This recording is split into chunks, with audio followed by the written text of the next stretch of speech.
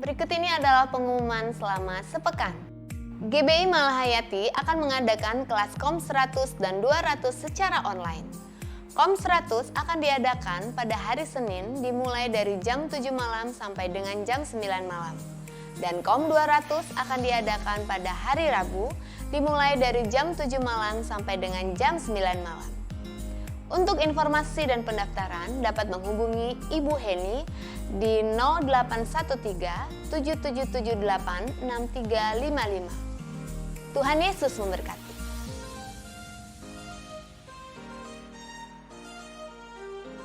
GBI Rayon 17 mengundang para wanita Allah untuk bergabung dalam pemuritan wanita yang akan dimulai pada tanggal 19 Mei 2021 setiap hari Rabu dari jam 7 malam sampai dengan jam 9 malam via Zoom meeting. Untuk info lebih lanjut dan pendaftaran, silakan hubungi nomor berikut ini.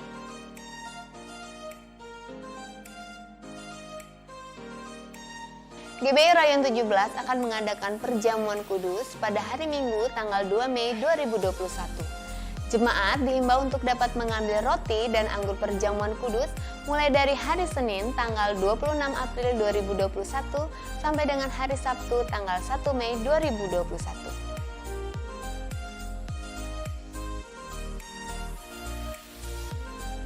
GBI Malahayati Sunday School Online Service Minggu 25 April 2021 mulai dari pukul 11 hingga 12 siang via Zoom meeting bersama dengan Kak Rita. Don't miss it.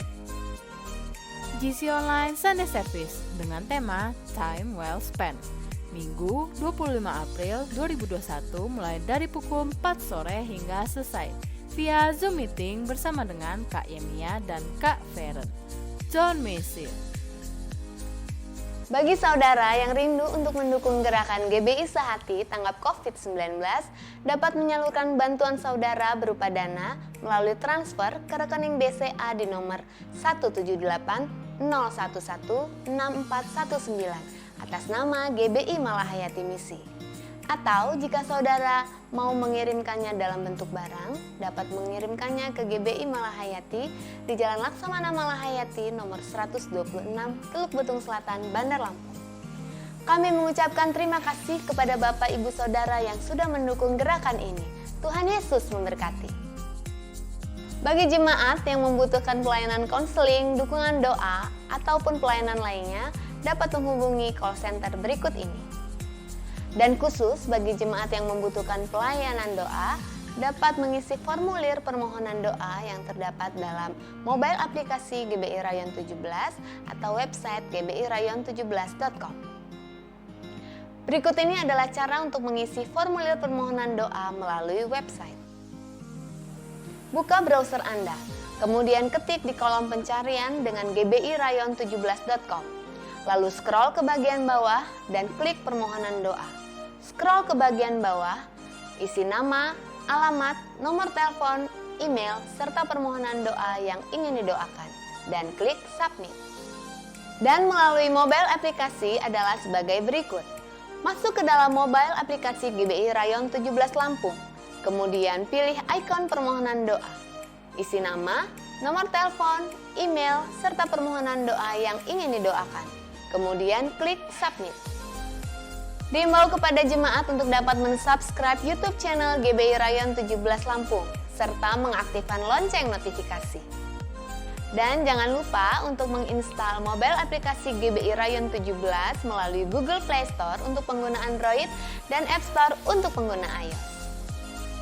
Sekarang waktunya untuk kita mengikuti ibadah live streaming. Selamat beribadah, Tuhan Yesus memberkati.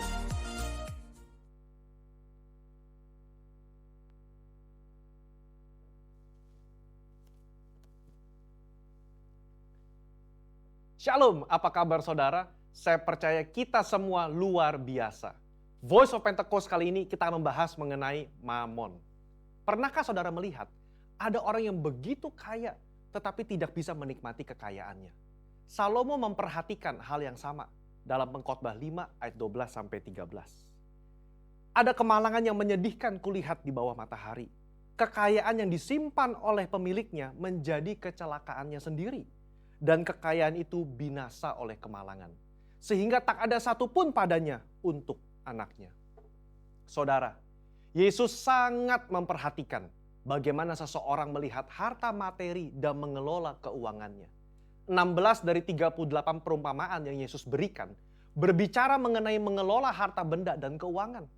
Nah, kita mau melihat salah satu percakapan Yesus dengan seorang pemuda yang kaya mengenai integritas di dalam mengelola harta benda. Dalam Matius 19 ayat 16-26, tercatat tentang seorang muda yang kaya raya dan bertanya kepada Yesus cara untuk memiliki hidup yang kekal. Saya yakin saudara pernah dengar cerita ini. Dari percakapan Yesus dan anak muda ini, ada 3 hal yang dapat kita pelajari. Yang pertama, kehidupan kekal hanya ada di dalam Yesus.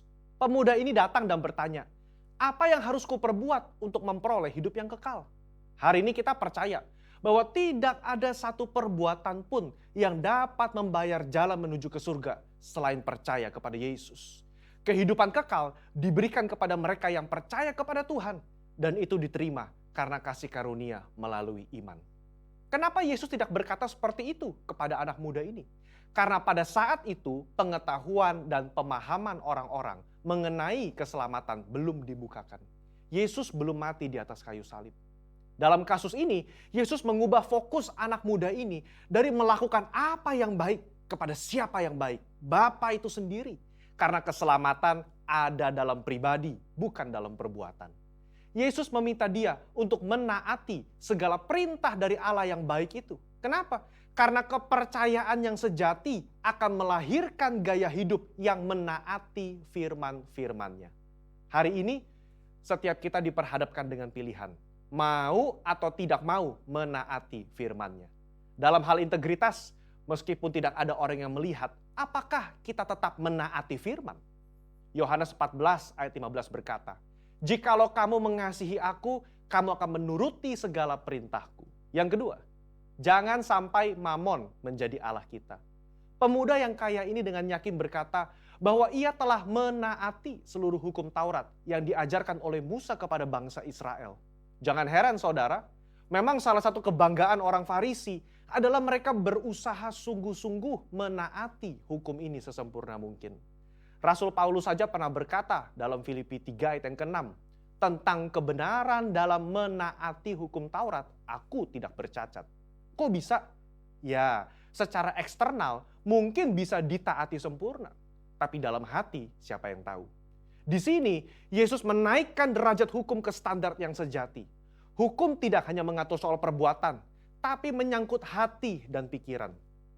Anak muda ini begitu yakin telah menaati hukum Taurat, tetapi dia lupa soal hatinya yang terpikat dengan uang. Dia begitu sedih karena hartanya banyak dan hatinya terpaut pada keinginan untuk menjadi kaya, melebihi kasihnya kepada Allah dan kepada saudara-saudaranya. Di situ Yesus menunjukkan masih ada yang kurang dalam dirinya dalam menaati hukum, serta memberitahukan bahwa Allah yang disembah oleh anak muda ini sebetulnya bukan Tuhan, tetapi Mamon. Anak muda ini lebih suka menaati mamon ketimbang menaati perintah Allah. Disinilah letak integritas hati berada. Kesesuaian pikiran dan hati terhadap firman Tuhan. Poin yang ketiga, kita harus selalu mengecek motivasi hati kita. Matius mencatat, ketika orang muda itu mendengar perkataan itu, pergilah ia dengan sedih sebab banyak hartanya. Kenapa dia sedih? Karena Yesus menunjukkan dengan jelas apa yang menjadi fokus utama dalam hidupnya, yaitu uang. Kedua, dia sedih karena meskipun sudah tahu akar masalahnya, dia tidak rela menukar harta duniawinya dengan harta di surga.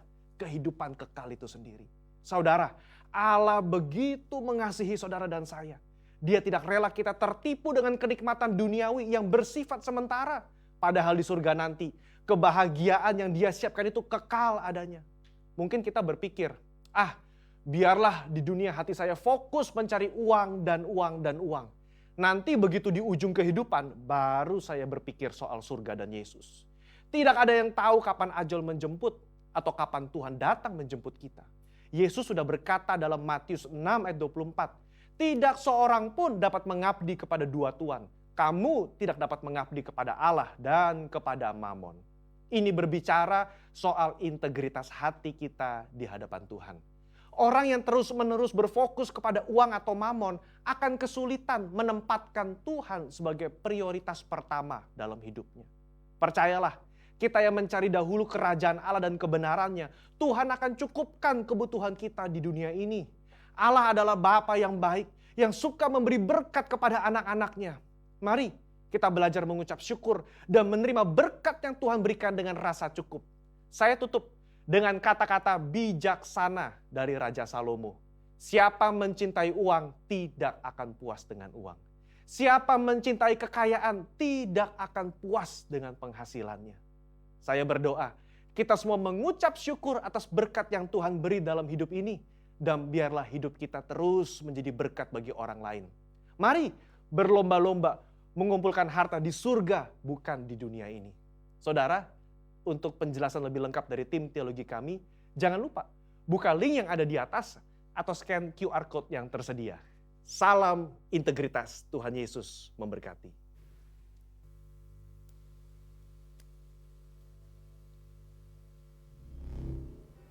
Sekarang tiba waktunya untuk kita semua bangkit berdiri bersama-sama dan mengucapkan deklarasi Pentakosta ketiga. Pentakosta ketiga adalah pencurahan Roh Kudus yang dahsyat di zaman ini melebihi yang terjadi di Azusa Street. Pentakosta ketiga akan mengakibatkan penuaian jiwa yang terbesar dan yang terakhir sebelum Tuhan Yesus datang kembali.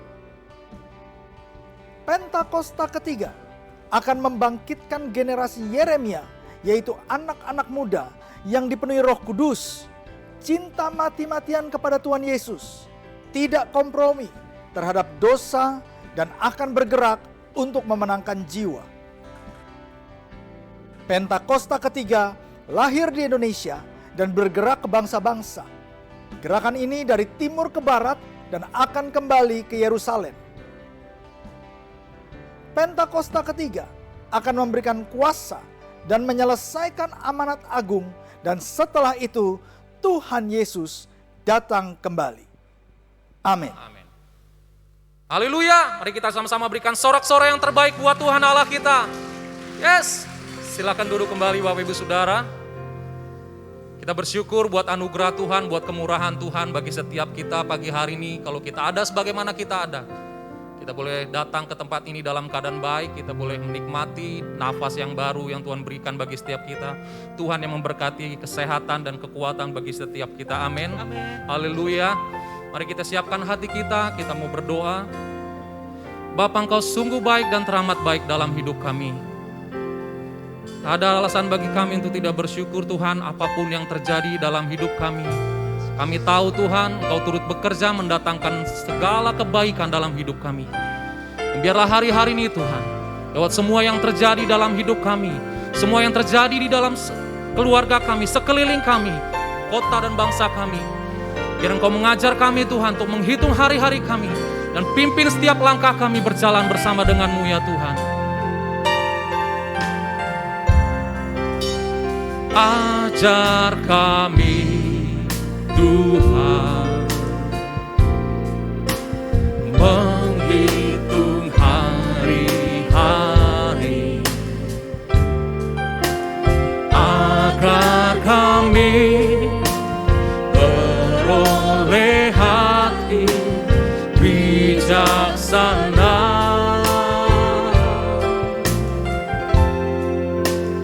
Ajar kami Bapa hidup dalam jalan-Mu, agar semua rencana-Mu digenapi.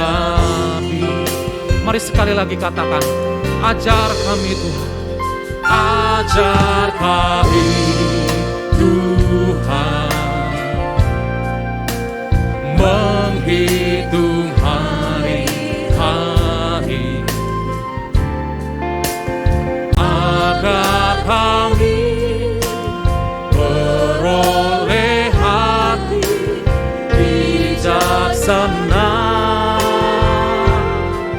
Ajar kami Bapa,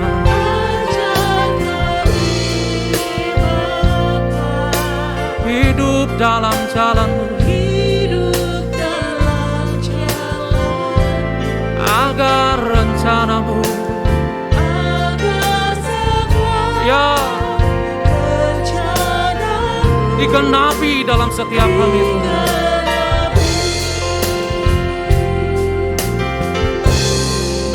Mulialah nama-Mu Tuhan, dan ajaib jalan-Mu, pimpin kami di setiap waktu. Besar setia-Mu Tuhan,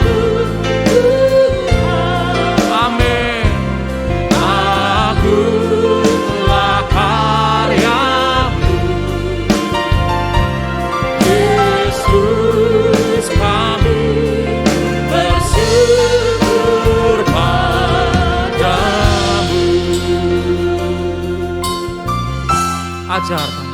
Ajar kami Tuhan,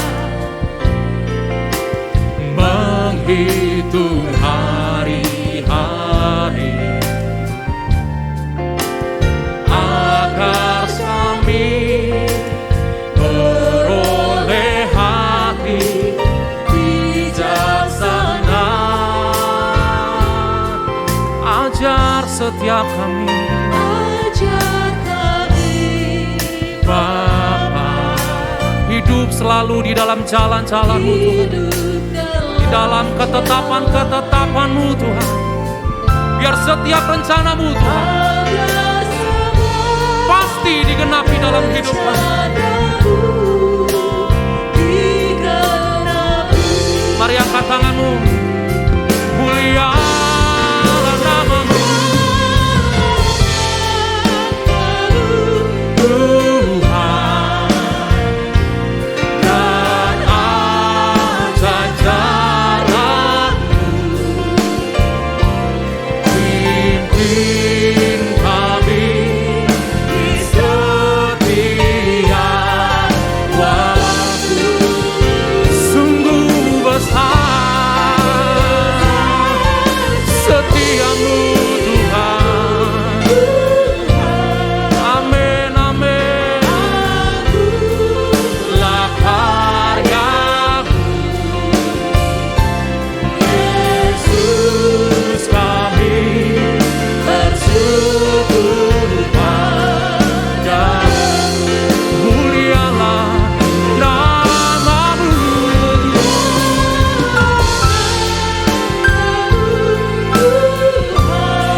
dan ajaib jalan-Mu. Oh Yesus, pimpin kami Tuhan, berjalan bersama-Mu. Kami rasakan sungguh besar setia-Mu, setia-Mu Tuhan. Agunglah karya-Mu, Yesus, kami bersyukur padamu. Mari sama-sama kita angkat tangan bagi Tuhan. Mulialah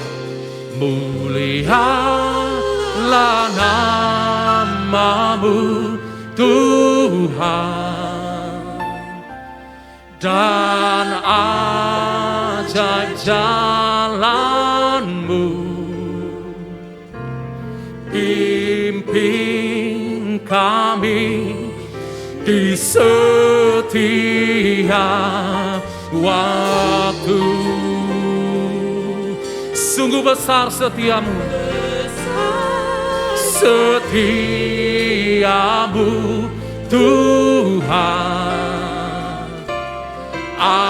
Agunglah karya-Mu, Yesus, kami. Mari sama-sama kita bangkit berdiri Bapak Ibu Saudara. Mari engkau yang bersyukur, mari angkat tanganmu. Setiap waktu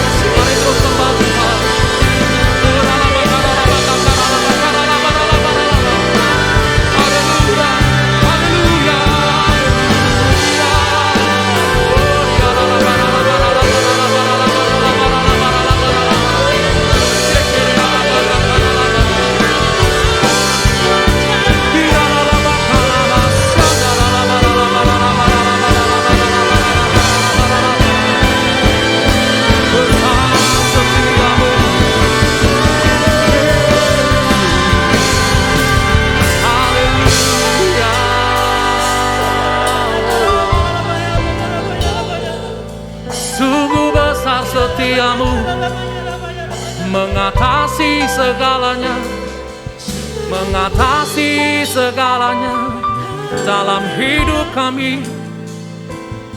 Kau setia, Kau mulia, oh besar kuasa-Mu Tuhan dalam hidup kami Bapa. Terbukti kasih-Mu, terbukti kuasa-Mu menolong kami. Syanalala batakaralamu, syanalala bakanalamu. Haleluya. Oh, syanalala batakara, syanalala barala bakanala, kirala batakara.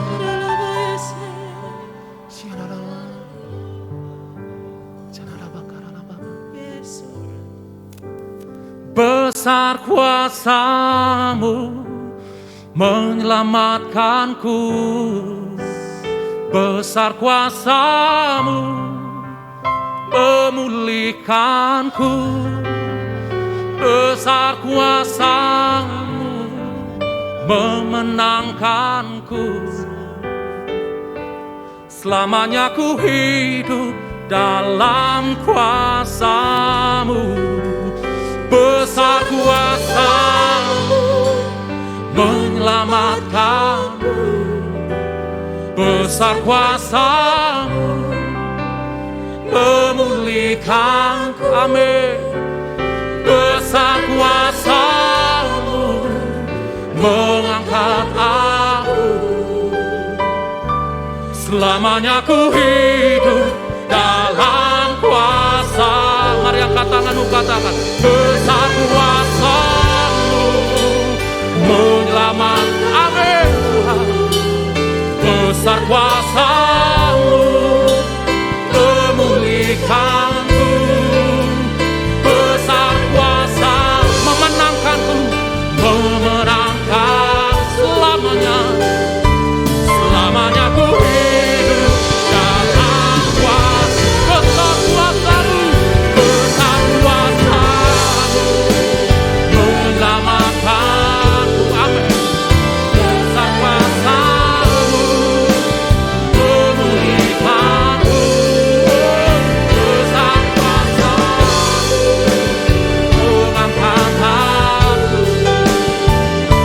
Selamanya ku hidup dalam kuasa-Mu. Besar kuasa-Mu menyelamatkanku, besar kuasa-Mu memulihkanku, besar katakan menyembuhkanku. Ya Tuhan, selamanya ku hidup dalam kuasa. Sekali lagi besar menyelamatkanku, besar kuasa-Mu memulihkanku, besar kuasa-Mu menyembuhkanku. Ya, selamanya ku hidup dalam kuasa-Mu. Selamanya, selamanya ku hidup dalam kuasa-Mu. Sekali lagi selamanya, selamanya ku hidup dalam kuasa-Mu.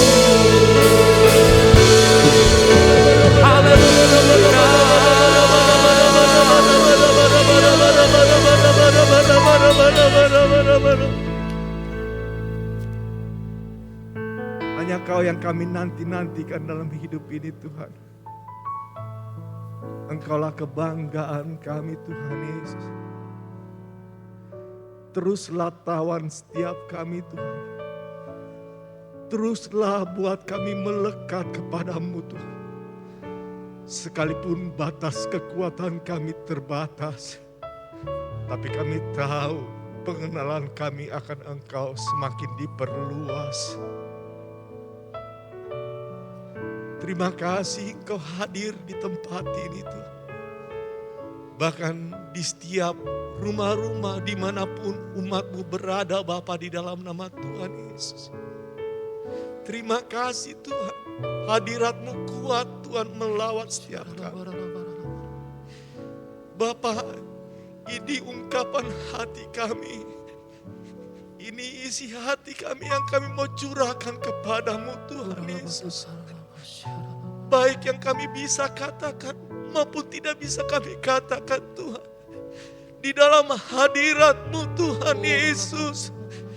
Kami percaya Tuhan Engkau memberikan kelegaan buat setiap kami Tuhan. Engkau menimbang-nimbang setiap perkara kami Tuhan.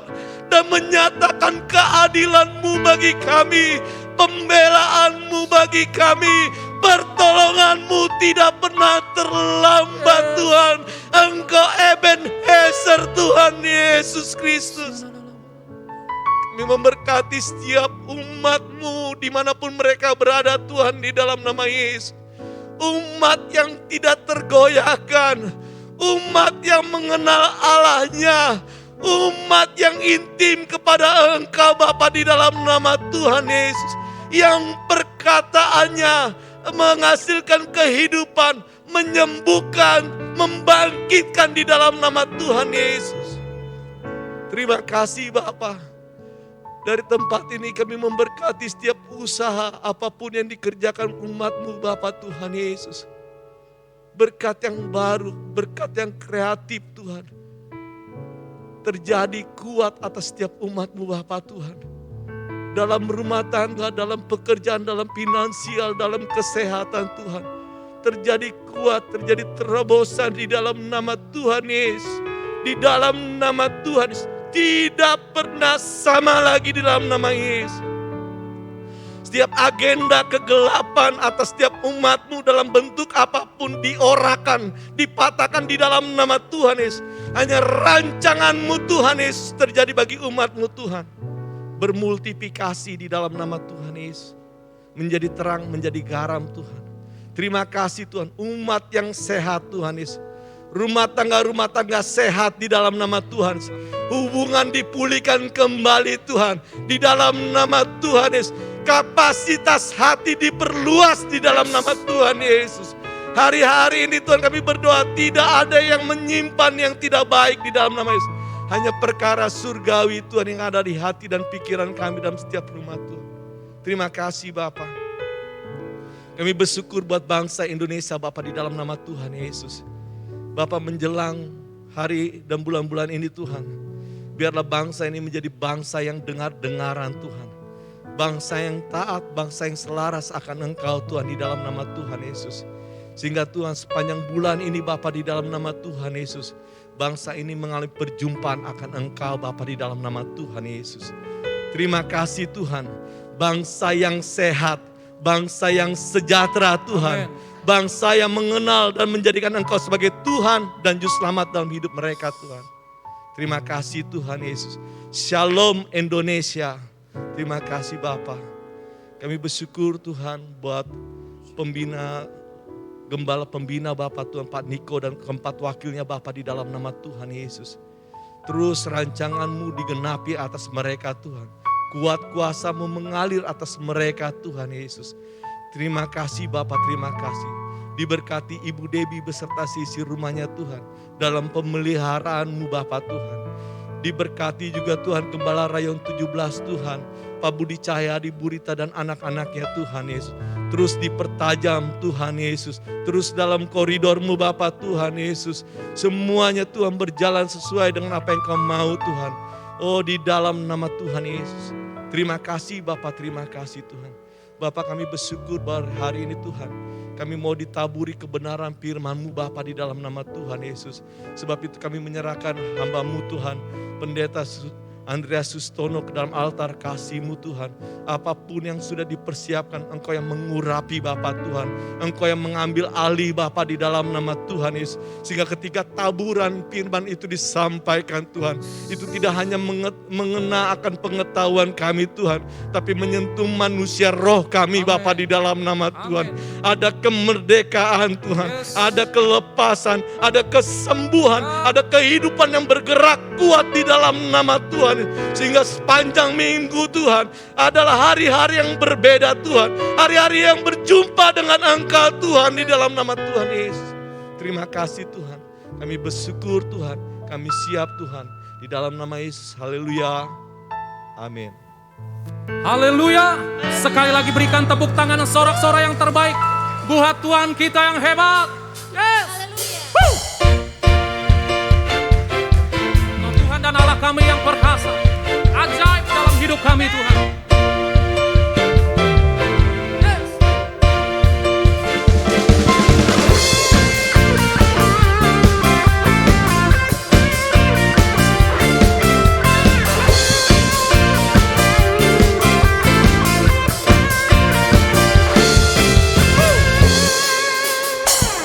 Kau yang hidup di dalamku, menjadikanku lebih dari pemenang. Seluruh bumi tinggikan nama-Mu, menyatakan kebesaran dan keagungan-Mu.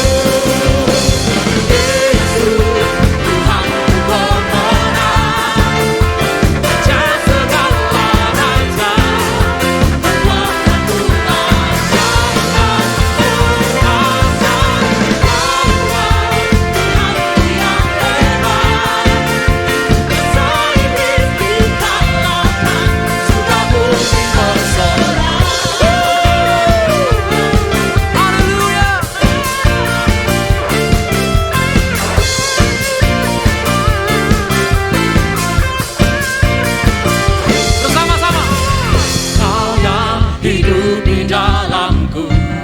Menjadikan setiap kita pemenang.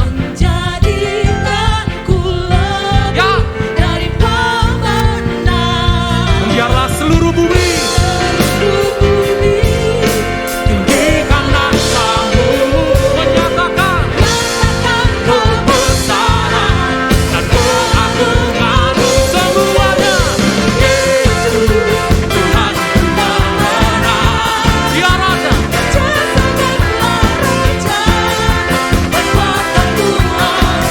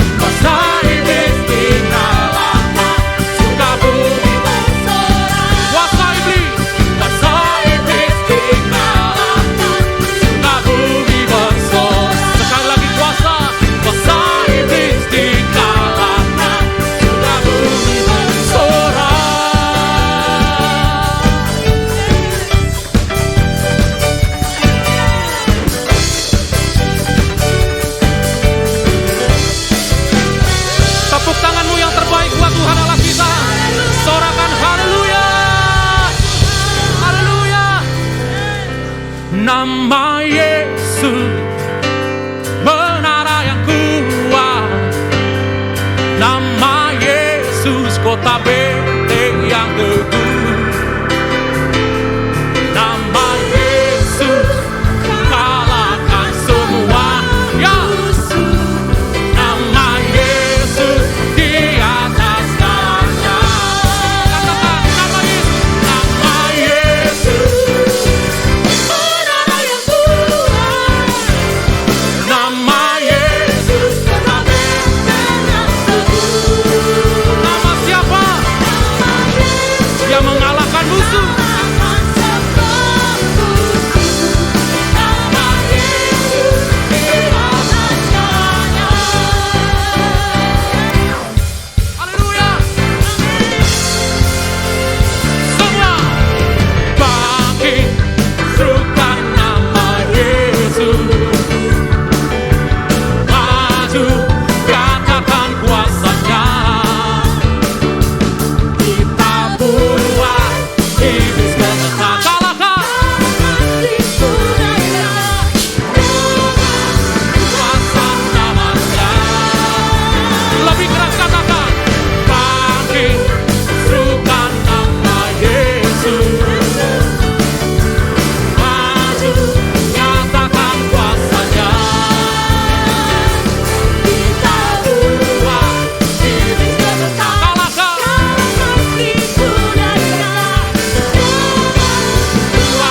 namanya. Nama Yesus menara yang kuat, nama Yesus kota benteng yang teguh, nama Yesus kalahkan semua, nama Yesus di atas segalanya. Mari sama-sama, nama Yesus menara yang kuat, nama Yesus kota benteng yang teguh, nama Yesus kalahkan semua musuh, nama Yesus di atas. Sekali lagi, lebih kuat katakan, nama Yesus menara yang kuat, nama Yesus kota benteng yang teguh, nama Yesus kalahkan semua musuh, nama Yesus di atas segalanya. Sebab namanya di atas segalanya, di atas segalanya. Nama Yesus di atas segalanya. Haleluya. Sorak-sorai buat nama di atas segala nama. Yesus namanya. Yesus kita ajaib dan dahsyat. Amin. Katakan amin. Katakan yes. Sorak-sorai katakan haleluya. Dimuliakan,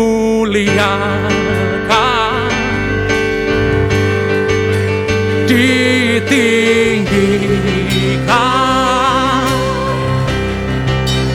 Yesus Tuhan, Kau Rajaku yang bertata, yang berkuasa, Yesus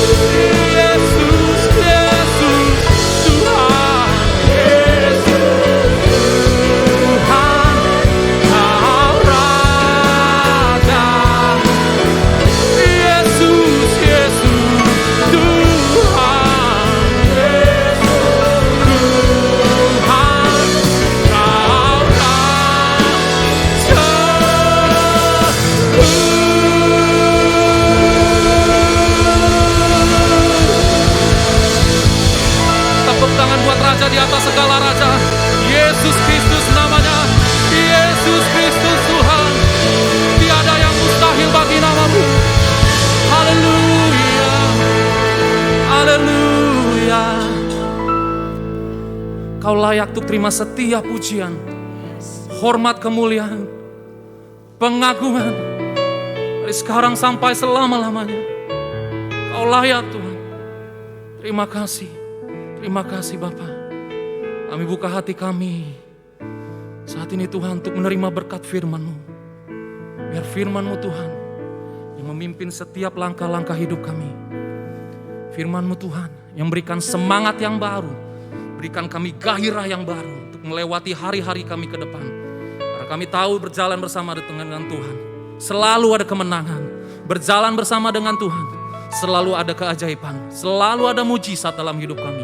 Sebab bagi Allah kami tidak ada yang mustahil. Terima kasih Tuhan. Kami bersyukur dan kami sambut firman-Mu. Dalam nama Tuhan Yesus. Haleluya. Amin. Shalom.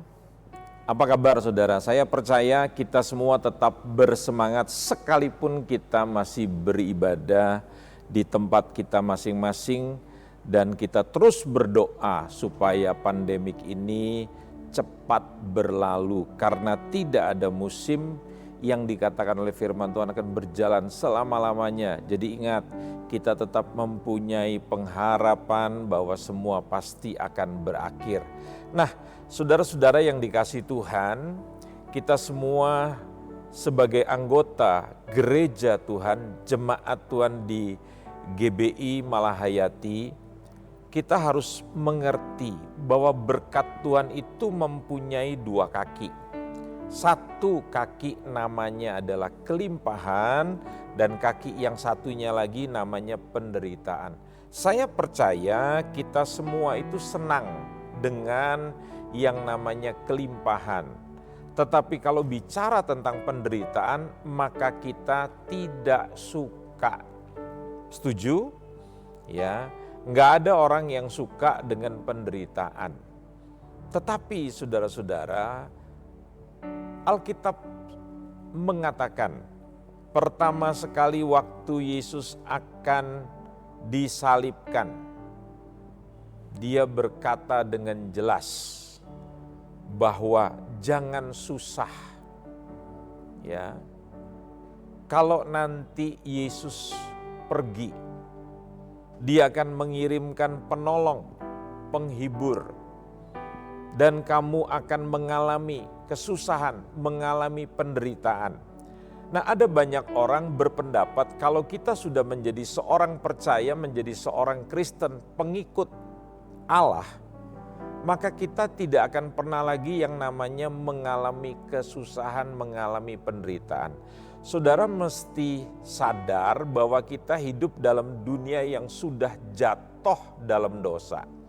Dunia ini sudah diserahkan oleh Adam dan Hawa kepada iblis. Sehingga kita hidup dalam sebuah atmosfer yang berdosa. Dunia dengan sistem yang berdosa. Contohnya, kita hidup dalam dunia yang korup. Jadi suka atau tidak suka, kita harus menyadari hal ini, dan kita tersiksa karena kita hidup dalam keadaan atau dalam situasi yang tidak benar, yang tidak jujur. Itu penderitaan yang harus kita terima. Contohnya lagi apa? Orang yang melahirkan dengan susah payah, itu akibat manusia jatuh dalam dosa. Sehingga sampai hari ini kalau para wanita melahirkan, mereka harus melahirkan dengan kesusahan. Sekalipun ada pilihan untuk sesar. Tetapi Anda tahu, orang yang melahirkan normal setelah 6 jam dia bisa turun dari ranjangnya. Tetapi orang yang melahirkan secara sesar walaupun tidak sakit karena dibius, tetapi dia bisa turun dari ranjang setelah 3 kali 24 jam. Jadi ada kelebihan dan ada kekurangan. Jadi yang alamiah jauh lebih cepat mengalami pemulihan. Tetapi itu adalah akibat daripada manusia jatuh dalam dosa. Saudara tidak bisa memungkiri, tidak semua orang sakit itu dikarenakan karena dosa. Tetapi kita berhadapan dengan virus, kita berhadapan dengan kuman, dengan bakteri. Bahkan kalau kita tidak mempunyai keseimbangan dalam hidup juga, kita bisa sakit. Itu adalah akibat daripada manusia tidak hidup di dalam kebenaran. Nah, hal-hal seperti ini bisa dipakai oleh iblis untuk dalam rangka mencobai menjatuhkan kita.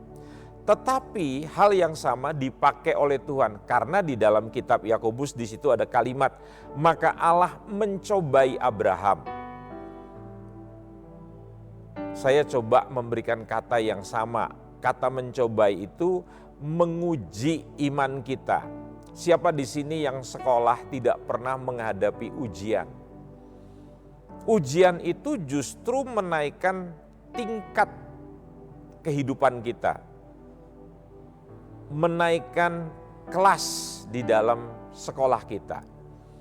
Bahkan kalau kita kuliah pada zaman saya dulu, dengan lulus ujian maka saya naik ke tingkat 2. Lulus ujian lagi saya naik ke tingkat 3. Jadi jangan menerjemahkan ujian itu atau pencobaan itu sebagai sesuatu yang negatif. Tergantung dari mana Anda memandangnya.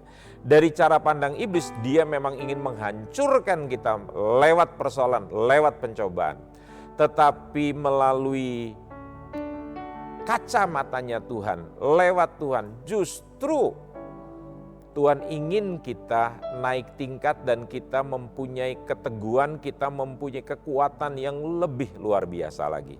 Saudara yang dikasihi Tuhan, mari kita buka khotbah kita pada hari ini yang berjudul Mengapa Menderita.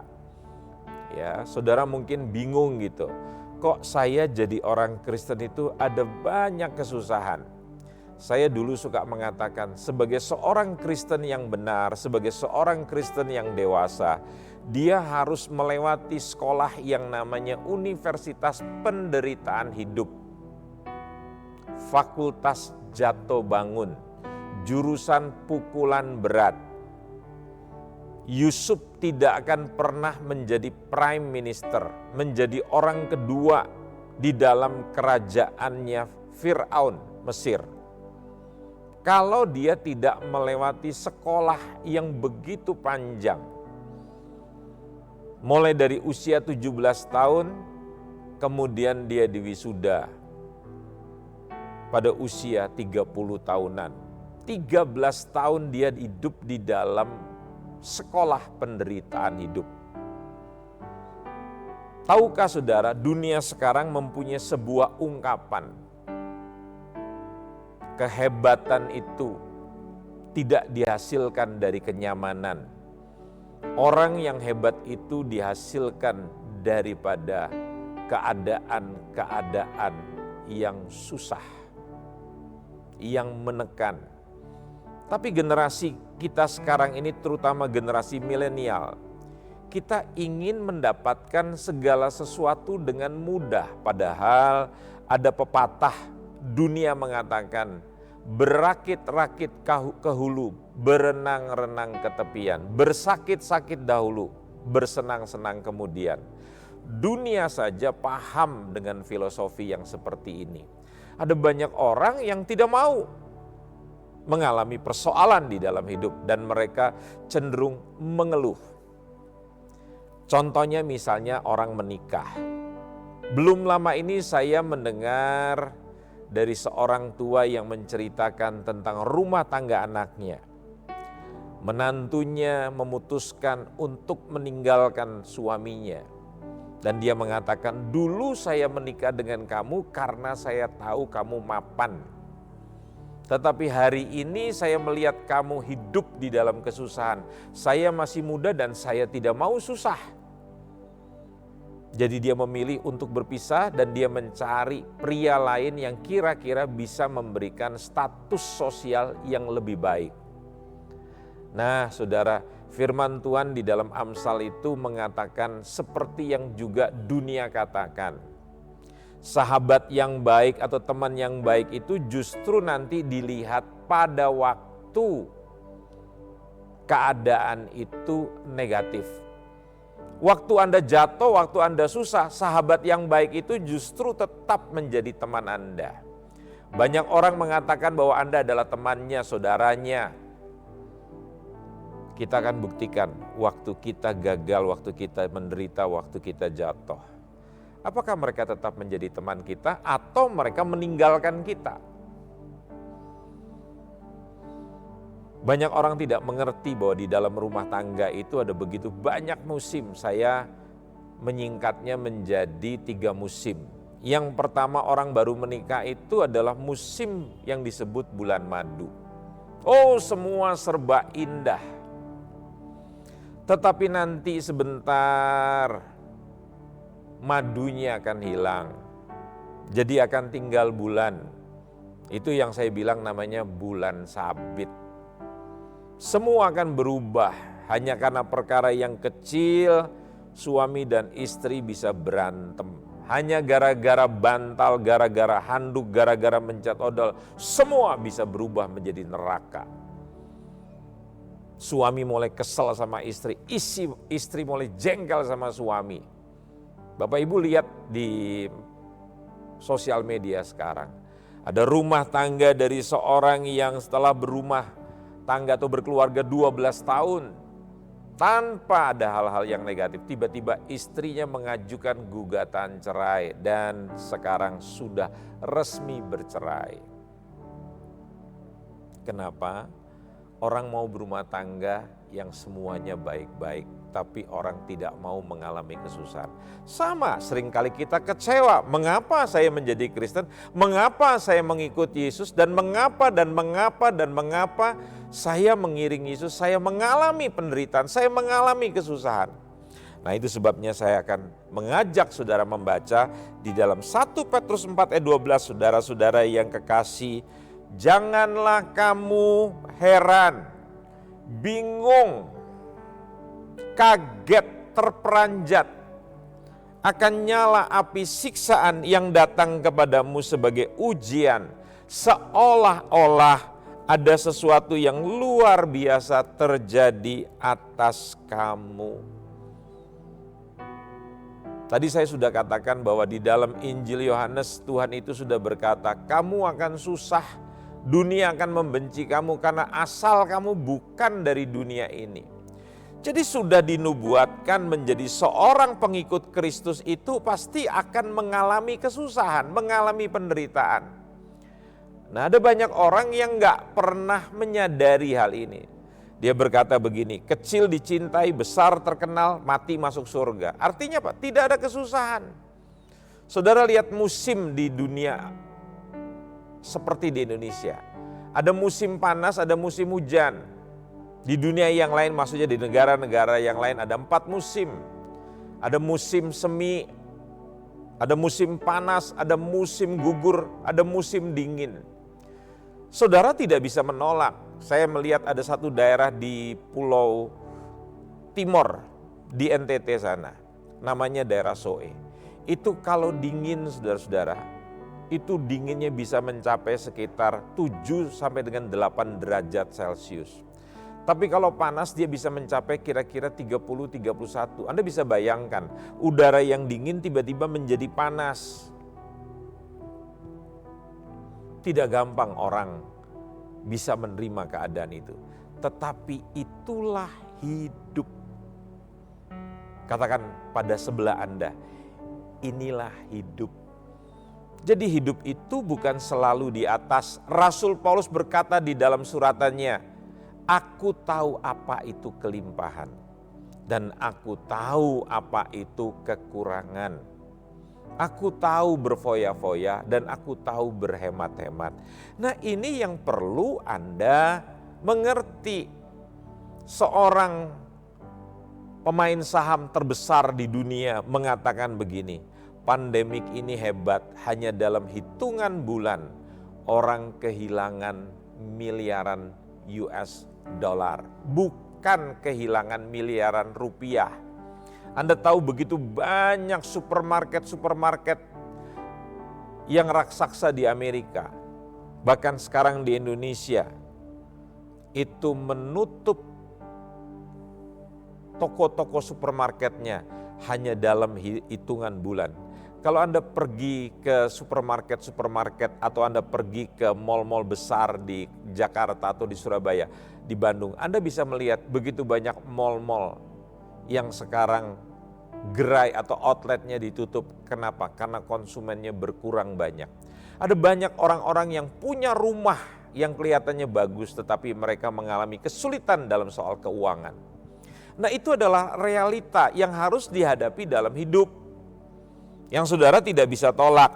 Tetapi saya mau katakan begini, dengarkan kalimatnya, ada kebaikan dalam penderitaan. Saya beri contoh. Saudara tadi makannya itu selama ini makan tidak pernah ada yang namanya menahan diri, menyangkal diri. Padahal di dalam Yesus itu diajarkan tentang penyangkalan diri. Tapi kan kita tidak pernah hidup menyangkal diri. Makan seenaknya kita. Sesuai dengan keinginan kita, bahkan tanpa batas. Bahkan sudah diisi tanpa batas, kita tidak punya atau tidak diimbangi dengan gerakan, dengan aktivitas, dengan olahraga. Kalau kuli makan banyak, makanya kuli jarang sakit. Tapi kita bekerja yang di depan meja, hanya admin, makannya banyak dan kurang gerak, kita mengharapkan kita sehat. Itu kan bukan hanya mustahil, tapi mustafa. Anda pernah bayangkan itu air yang diisi gula, tidak usah setengah gelas, air 1 gelas diisi gula cuma 3 atau 4 sendok. Gula itu akan hilang larut kalau digoyang. Ya, tetapi kalau tidak digoyang, gulanya itu akan tetap mengendap. Sekarang itu ada banyak anak-anak muda, belum tua, masih muda usianya, tetapi sudah kena penyakit diabetes. Kenapa? Karena aktivitas anak muda sekarang cuma main HP, duduk di kafe, banyak minum yang manis-manis. Dulu zaman saya cuma minum kopi itu paling pakai gula sedikit. Sekarang kopi zaman sekarang itu toppingnya itu banyak banget. Belum lagi krimnya maksud saya. Belum lagi nanti makan cake-nya yang semuanya serba manis. Terus tidak ada aktivitas, tidak ada olahraga. Makanya anak-anak muda sekarang belum mencapai 30 tahun sudah diabetes. Tapi saya mau kasih tahu, setelah dikatakan dia kena diabetes, lantas dia mulai punya ketakutan. Saya tanya, berubah nggak cara hidupnya? Dia mulai olahraga, dia mulai makan makanan yang sehat, dia mulai mengatur kalorinya. Itu yang saya maksudkan. Ada kebaikan dalam penderitaan. Nah, saudara-saudara yang dikasihi Tuhan, 1 Korintus 10 ayat 13, kita akan melihat di dalam ayat ini, di slide juga ada, nah saudara bisa baca itu. Pencobaan-pencobaan yang kamu alami ialah pencobaan-pencobaan biasa yang tidak melebihi kekuatan manusia. Sebab Allah itu katanya, sebab Allah setia dan karena itu Ia tidak akan membiarkan kamu dicobai melampaui kekuatanmu. Pada waktu kamu dicobai, Ia akan memberikan kepadamu jalan keluar sehingga kamu dapat menanggungnya. Jadi yang namanya kasih Tuhan itu bukan hanya Anda menerima hal-hal yang Anda anggap baik. Kasih Tuhan itu termasuk di dalamnya adalah penderitaan, atau penderitaan itu adalah bagian daripada kasih Tuhan. Saya beri contoh. Anak-anak yang tidur malam pagi-pagi harus dibangunkan karena dia mau mandi dan pergi ke sekolah. Saya tanya jujur, kira-kira anak-anak itu menderita apa tidak? Wah, dia akan bilang, mama aku masih ngantuk, mama aku capek, mama aku belum mau bangun. Mamanya bilang, gak bisa, dedek mesti bangun, kakak mesti bangun. Wah, itu penderitaan. Apa itu penderitaan? Kenyamanannya terganggu, kenyamanannya diganggu.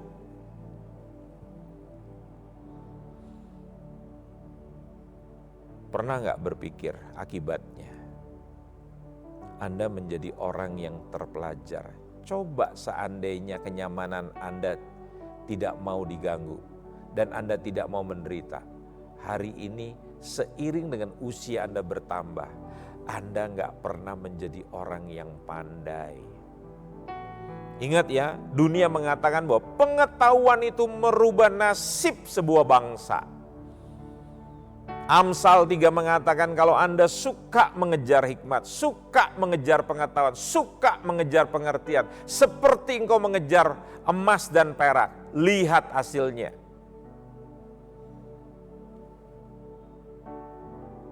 Kita nggak suka belajar, kita lebih suka main game. Apalagi anak-anak kalau sudah main itu PlayStation yang kelima itu. Ya. Anak-anak sudah main handphone. Sulit sekali untuk suruh belajar. Tapi begitu orang tua tegas, belajar. Atau kamu tidak akan lagi melihat handphone, papa akan ambil handphone kamu. Wah, itu anak yang ketakutan, lantas dia belajar. Belajar terpaksa, dia merasa menderita. Dia tidak menderita kalau main game seharian.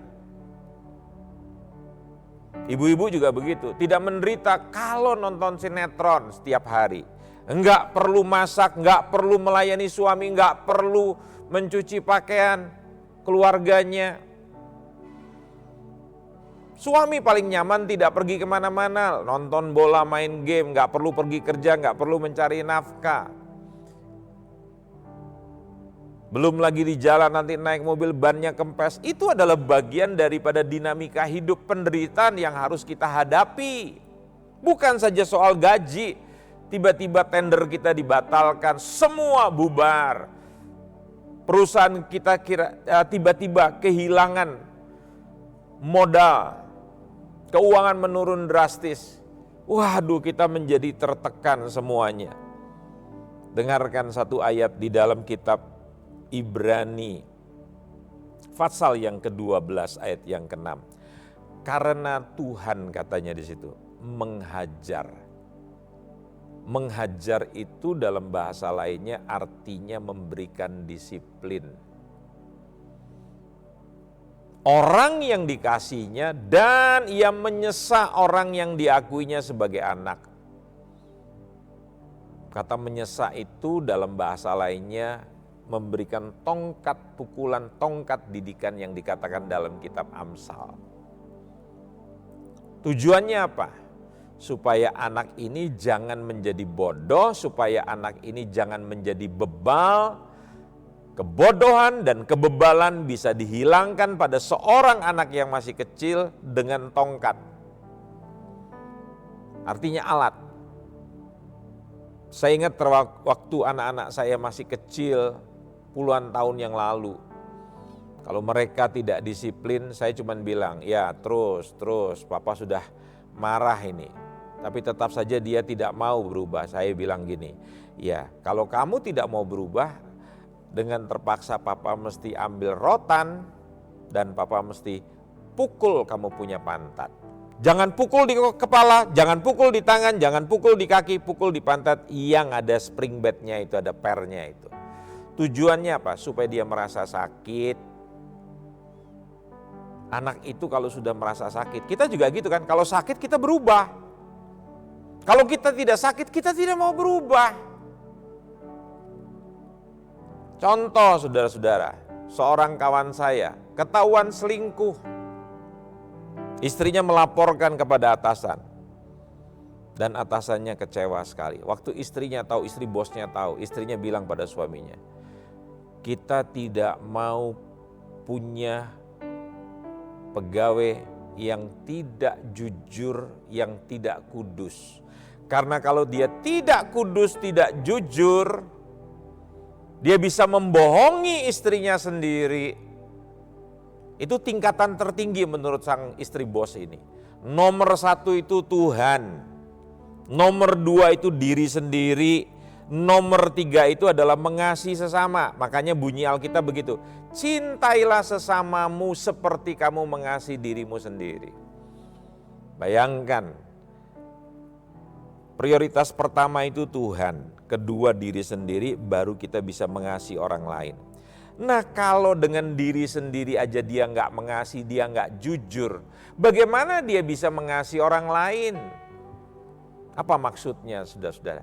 Bagi orang yang sudah menikah itu diri sendiri itu adalah istri, pasangan hidup. Makanya orang Jawa suka bilang, istri itu disebut sigar ing nyawa, garwo, atau separuh daripada raga kita. Bayangkan, dia membohongi dirinya sendiri yang notabene itu adalah pasangan hidup istrinya sampai mati. Istrinya dikhianati.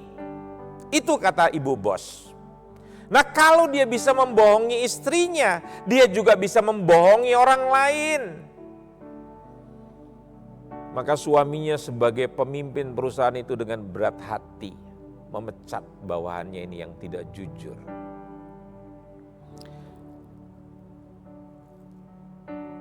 Pada waktu dia mengalami penderitaan karena dia dipecat, suaminya ini taubat, saudara-saudara. Persoalan itu seringkali membawa kita kepada dua hal. Seperti ada seorang kawan berkata begini, waktu saya dihina Pak, saya direndahkan, saya berusaha mencoba membuktikan kepada orang-orang yang merendahkan saya bahwa saya tidak seperti yang mereka katakan. Jadi penderitaan itu bisa membuat orang menjadi titik balik untuk bangkit kepada kehidupan yang lebih baik, atau dia akhirnya menjadi menyerah. Oh iya, semua orang sudah mengatakan saya orang yang tidak benar, saya orang yang gagal. Ya sudahlah, memang nasib saya gagal dan sesuai dengan nama saya nasib Sunario. Saya terimalah apa adanya. Nah, itu orang yang negatif. Tetapi pada umumnya orang pada waktu dia gagal, pada waktu dia jatuh, pada waktu dia menderita, itu merupakan titik balik untuk dia naik. Anda lihat, bagi orang dunia, bagi iblis, kematian Yesus di atas kayu salib itu adalah kegagalan. Murid-muridnya makanya meninggalkan Yesus, kecewa. Kok namanya raja di atas segala raja, orang yang bisa membuat mujizat, tiba-tiba mati di atas kayu salib dan tidak berdaya. Mereka lupa perkataan firman Tuhan, perkataan Yesus, bahwa anak manusia itu akan ditinggikan, dia akan mati dan dia akan dikuburkan, dan pada hari yang ketiga dia akan bangkit. Dia tidak ingat, banyak orang hanya melihat realitas. Saudara tahu, yang namanya realitas fakta itu belum tentu benar. Apa yang benar? Hanya perkataan firman Tuhan, logos itu. Sekalipun filsafat di dunia itu kelihatannya baik, tapi yang baik itu belum tentu benar. Hari ini ada banyak orang Kristen hidup dengan positive thinking. Perkataan-perkataan yang positif, dengarkan kalimat saya, positive thinking itu belum tentu perkataan benar. Saya beri ilustrasi. Satu hari, saudara-saudara, Yesus itu mengumumkan, sebentar lagi anak manusia itu akan ditinggikan, akan ditangkap, disalib, dibunuh begitu. Waduh, murid-muridnya serentak bilang begini, oh itu tidak akan terjadi, tidak mungkin terjadi dan tidak boleh terjadi. Saya tanya jujur sama saudara, itu perkataan baik tidak? Tidak mengaminkan sesuatu yang negatif. Oh itu positif. Tapi Yesus bilang apa? Hei iblis, mundur. Kamu hanya memikirkan yang dipikirkan oleh manusia dan bukan dipikirkan oleh Tuhan. Sesuatu yang positif belum tentu benar. Dunia mengatakan apa hari ini? Anda bisa menjadi seperti yang Anda ucapkan. Padahal 1 Korintus 12 mengatakan setiap orang itu sudah diciptakan, ditempatkan Tuhan pada masing-masing. Kalau saudara ini jari atau tangan, saudara tidak bisa jadi leher. Sekolah yang diadakan oleh Tuhan itu terdiri dari berbagai macam-macam makhluk. Ada bebek, ada monyet, ada burung. Nah kita itu senang dengan yang namanya keseragaman. Makanya kita menderita karena kita menuntut bebek harus bisa terbang seperti saya. Karena saya adalah burung, begitulah kata burung. Bebek belajar terbang, patah sayapnya. Hanya karena sama-sama punya sayap, belum tentu diciptakan menjadi burung. Sama, monyet dia bisa manjat. Tapi bebek jangan dipaksa untuk manjat. Bisa saja monyet itu masuk dalam air, tapi itu bukan habitatnya. Seperti bebek layaknya dia bisa menyelam. Kalau terlalu lama, monyet akan gelagapan. Kalau saudara selalu diajarkan positive thinking, Anda diajarkan bahwa saya bisa seperti apa yang saya mau. Itu filosofi dunia dan itu bukan kebenaran. Saya katakan itu membuat Anda menderita. Jadi itu penderitaan yang dibuat oleh diri sendiri karena kita bodoh. Karena kita tidak mempunyai kebenaran. Ingat ya, kata bodoh itu diucapkan berulang kali dalam kitab Amsal. Dan kebodohan itu memang ada, saudara. Saya berharap kita semua jangan menjadi orang yang bodoh. Yang selanjutnya dan merupakan yang terakhir pada hari ini, penderitaan itu memperdalam kredibilitas. Ya, saudara tahu di dalam Kisah Rasul pasal yang ke-9 ayat 13 dan 14, mari kita buka Alkitab. Walaupun kita di rumah kita masing-masing buat rekam digital atau jejak digital. Jadi kalau nanti Anda lupa karena Anda sudah buka, itu sudah terekam di dalam HP Anda. Jawab Ananias, Tuhan, dari banyak orang telah kudengar tentang orang itu. Betapa banyaknya kejahatan yang dilakukannya terhadap orang-orang kudus-Mu di Yerusalem.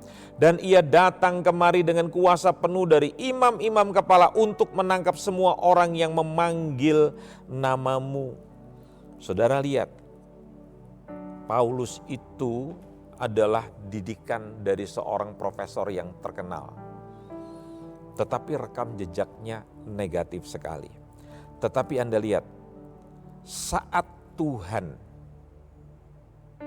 bertemu dengan Saulus yang merupakan nama sebelum daripada Paulus, di situ dia dirubah. Dan apa yang terjadi? Perjumpaan dia dengan Tuhan itu membuat dia menjadi tiba-tiba buta, menjadi bisu. Dan ternyata apa? Itu membuat dia bukan semakin baik saja, tetapi itu memperdalam kredibilitasnya. Anda lihat di dalam ayat 14 dan 15.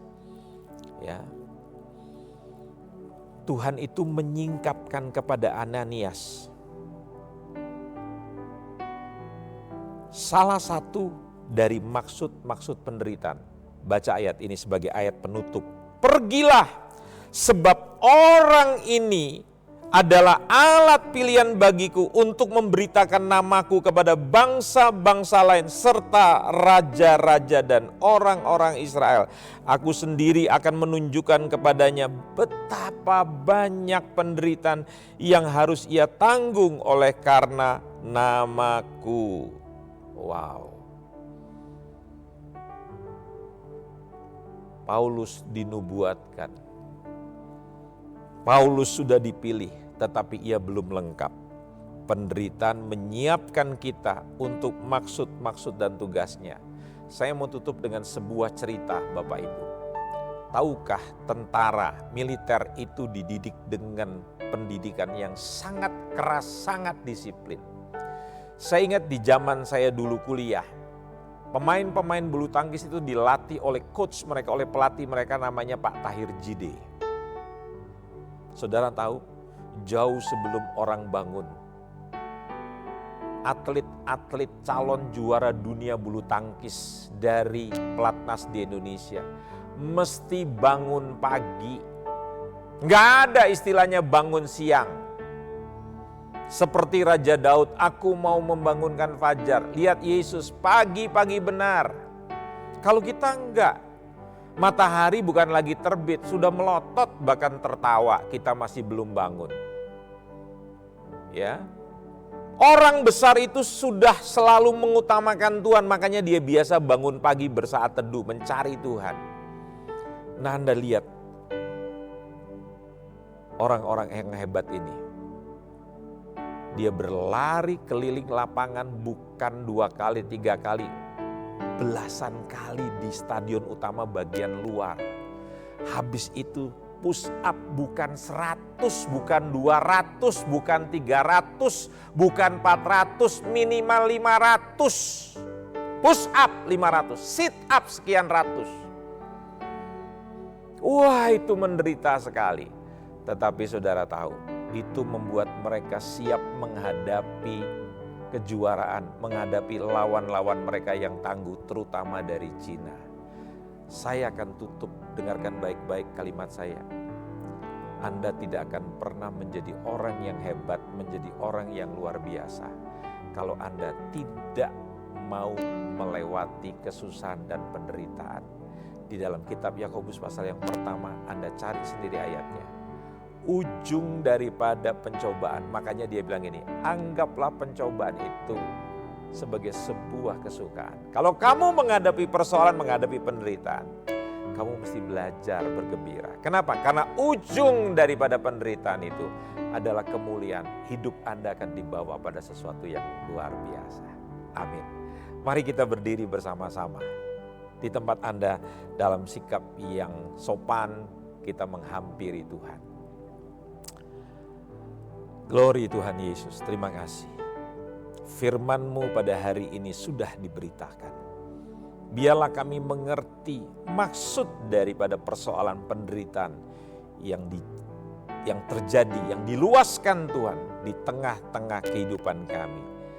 Kalau kami mengerti bahwa ujung dari penderitaan itu adalah sesuatu yang mulia, sesuatu yang luar biasa, kami tidak akan pernah mengeluh. Kami akan belajar tekun. Sama seperti kalau kami dari kota ini mau pergi ke sebuah tempat yang kami tuju. Bukan hanya jalan-jalan yang bagus, kami melewati tol. Tidak ada pintu tol yang keluar langsung sampai di kota bumi.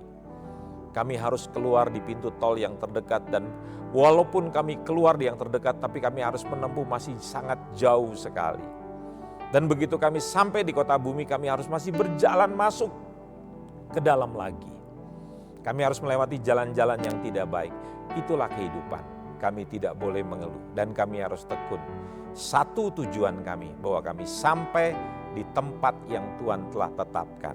Biarlah kami kuat, biarlah kami percaya bahwa Tuhan menuntun kami menjadi orang-orang yang hebat melalui proses yang tidak mudah. Berkati setiap kami. Di dalam nama Tuhan Yesus kami berdoa dan mengucap syukur. Yang diberkati Tuhan sama-sama kita katakan, amin. Tuhan memberkati. Shalom Bapak Ibu sekalian yang dikasihi oleh Tuhan Yesus Kristus, dimanapun kita berada. Barusan kita semua sudah diberkati oleh pelayanan firman Tuhan, oleh pelayanan doa, pujian, dan penyembahan.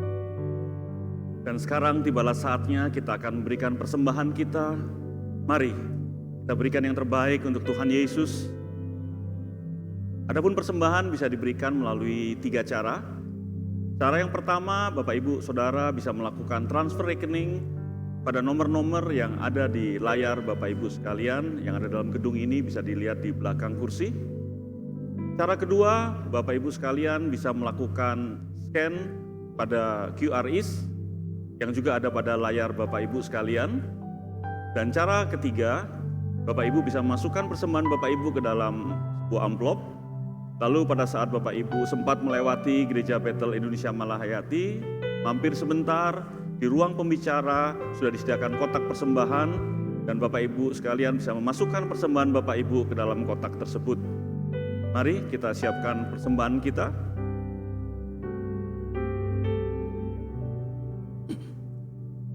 Mari kita angkat persembahan di tangan kanan kita bangkit berdiri. Yang akan melakukan transfer rekening atau scan, bisa mengangkat handphonenya. Dan mari, dengan iman kita akan deklarasikan deklarasi persembahan kita. Tahun 2021 adalah tahun integritas. Tahun 2021 adalah tahun taat dan percaya. Pada saat kami membawa persembahan, kami percaya pintu sorga terbuka dan berkat Tuhan dicurahkan. Saya menerima pekerjaan, bisnis, sekolah dan kuliah yang lebih baik. Keuntungan, bonus dan aset dilipat gandakan. Semua transaksi dibuat berhasil. Pelanggan lama dan baru Tuhan datangkan. Semua pembayaran dapat dilunasi. Memiliki rumah di bumi dan di sorga. Menerima hadiah, kejutan dan penghargaan. Yang belum punya pasangan diberikan jodoh. Mempunyai keluarga yang harmonis. Dan tidak ada kemandulan.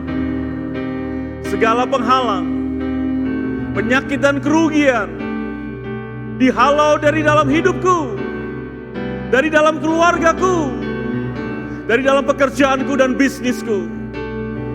Dan ini adalah waktu untuk memberikan persembahan di dalam nama Tuhan Yesus. Mari sama-sama katakan haleluya.